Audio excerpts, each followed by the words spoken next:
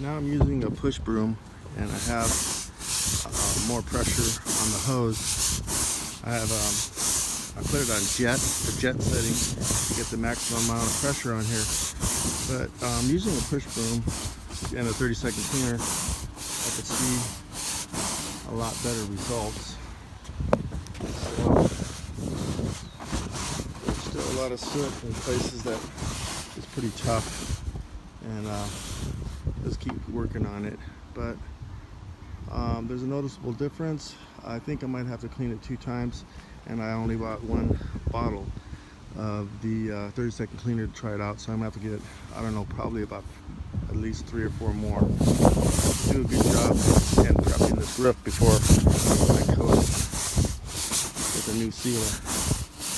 So just keep using a lot of elbow grease. See if I get this thing clean.